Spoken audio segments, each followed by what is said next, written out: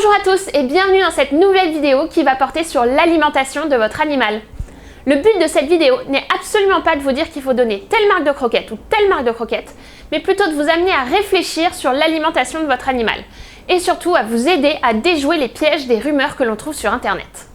Non, c'est du poisson qu'on veut. La nourriture, industrielle, des croquettes, je veux des croquettes. J'ai décidé de faire cette vidéo parce que je reçois de plus en plus de propriétaires qui sont hyper concernés par l'alimentation de leur animal. Et c'est une très bonne chose parce que l'alimentation, c'est hyper important pour votre chien ou votre chat. D'après une étude Ipsos, 80% des propriétaires de chiens et 94% des propriétaires de chats nourrissent leur animal exclusivement avec des croquettes. D'où l'intérêt que ces croquettes soient de très bonne qualité, car c'est la seule source alimentaire de votre animal. Si cette alimentation est déséquilibrée, forcément ça va se voir sur la santé de votre animal. La première chose dont je voulais vous parler, c'est le marché de la croquette. C'est un marché hyper juteux pour les industriels.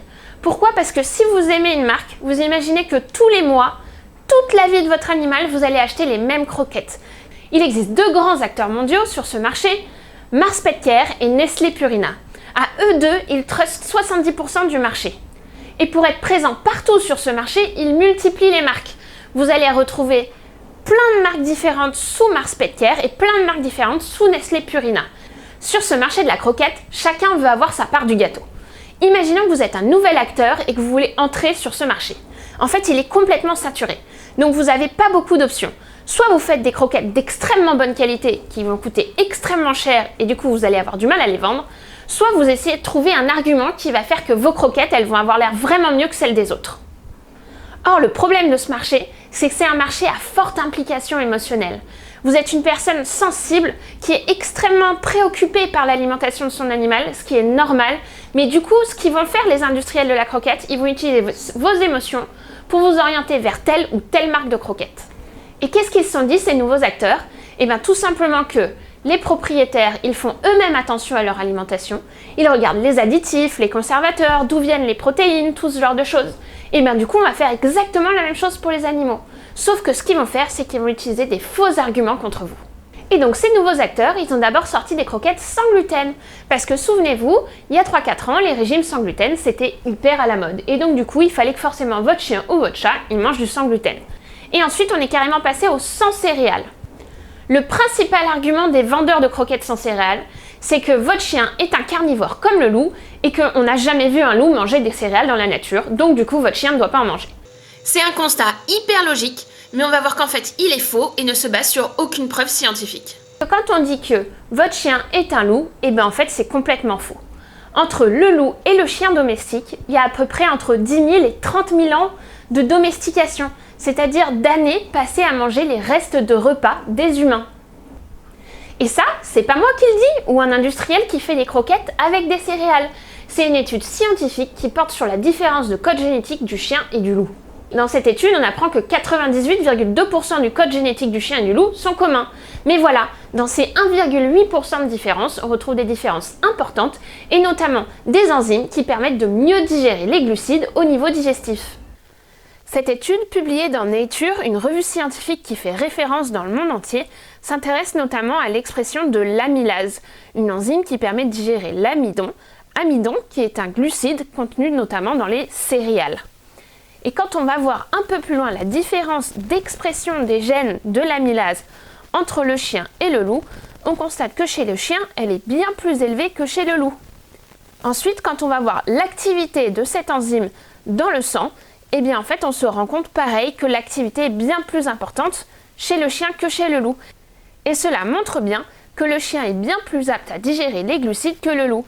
S'il est plus apte à digérer les glucides, il est donc tout à fait capable de digérer les céréales. Et oui, parce que les croquettes c'est quelque chose d'assez moderne. Avant, le chien, il mangeait les restes de repas de la ferme, les restes qu'on pouvait lui donner, et c'était comme ça qu'ils étaient nourris les chiens. Pas du tout avec un aliment bien proportionné, avec tous les jours la même chose. Et donc du coup, avec ces années, ces milliers d'années de domestication, le système digestif du chien, il s'est adapté. Il s'est adapté à manger les restes de table des humains. Et qu'est-ce qu'ils mangeaient les humains principalement ? Eh bien beaucoup de pain, beaucoup de blé, de gruau, de choses comme ça. Et donc du coup, l'appareil digestif du chien, il s'est adapté. Et est-ce que vous avez déjà regardé par quoi ils ont remplacé les céréales? Si on prend des grandes marques de croquettes sans céréales, qui sont assez connues, Origène, Purison, Taste of the Wild, il y en a plein maintenant. Eh bien, intéressez-vous à la composition de ces croquettes. Ils ont remplacé les céréales par des sortes d'aliments exotiques un peu étranges que votre chat ou votre chien ne mangerait absolument pas non plus dans la nature. Personnellement, j'ai jamais vu Gnocchi se jeter sur un pot de lentilles ou un pot de graines de lin ou des myrtilles, enfin tout ce genre de choses. Tédé, tu n'as pas l'air de bien saisir. Ouh, les belles lentilles. Ça a l'air bon, hein? Du coup, si on repart de l'argument principal qui est que le loup ne mange pas de céréales dans la nature, eh ben le loup, il mange pas plus de graines de lin, de graines de chia ou de lentilles dans la nature. Ce qui rend cet argument pas du tout valable. La conclusion de tout ça, c'est que oui, on peut donner des croquettes sans céréales. J'imagine que oui. Mais se baser sur le régime du loup pour justifier qu'elles sont mieux que des croquettes avec céréales ne fait aucun sens. Et je vous jette pas la pierre pour cette histoire de croquettes sans céréales. Parce que le premier à en avoir fait les frais, eh ben c'est Gnocchi. Quand ces croquettes elles sont sorties, j'ai eu moi aussi envie d'essayer ces fameuses croquettes hyper protéinées sans céréales où tout le monde disait qu'elles avaient l'air géniales. Alors du coup, Gnocchi, il a mangé ces fameuses croquettes sans céréales, hyper protéinées et qui étaient censées être fantastiques. Et bien 3 mois après, c'était direction la clinique. Parce que Gnocchi, avec son nouveau super régime alimentaire, eh ben en fait il était super malade. Ces nouvelles croquettes, elles avaient permis la formation de microcristaux à l'intérieur de la vessie, et ces microcristaux, eh ben, ils avaient commencé à boucher son urètre, et du coup Gnocchi, il ne pouvait plus faire pipi. Et ça, c'est une urgence absolue.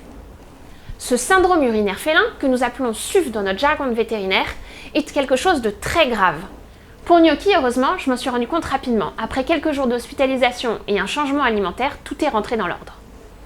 Après cette mésaventure sur mon propre chat, j'ai vu d'autres propriétaires arriver à la clinique pour à peu près les mêmes raisons.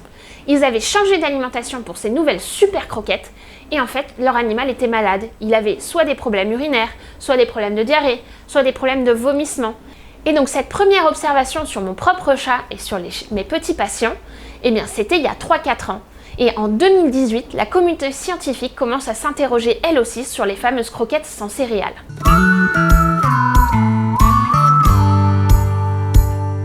En effet, dans le monde, les cardiologues chez le chien se sont rendus compte d'une augmentation du nombre de cas de CMD. La CMD, c'est le diminutif pour cardiomyopathie dilatée.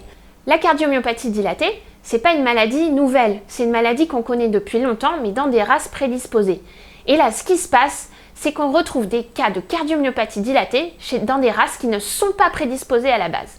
Et ces cas, ils sont vraiment en réelle augmentation. Et ça, c'est pas normal. Comme chez le chat, cette maladie elle est d'origine nutritionnelle, les cardiologues ils ont commencé à se demander si chez le chien, cette maladie elle ne pouvait pas être aussi d'origine nutritionnelle. Et en fait, il s'est avéré que tous ces chiens de race non prédisposés, les propriétaires donnaient des croquettes soit sans céréales, soit avec des aliments exotiques.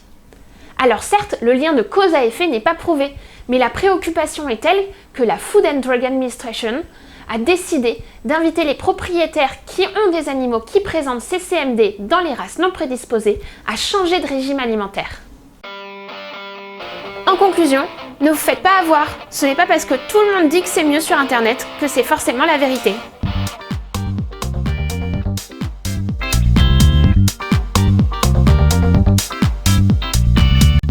Une petite remarque, si à la fin de cette vidéo vous décidez de changer l'alimentation de votre chien ou de votre chat, surtout faites attention à la transition alimentaire. La première semaine, vous allez donner un quart du nouvel aliment. La deuxième semaine, la moitié du nouvel aliment. La troisième semaine, 3/4 du nouvel aliment. Et à la fin seulement, 100% du nouvel aliment. Si on ne fait pas de transition alimentaire, vous risquez d'avoir des problèmes de diarrhée et de vomissement.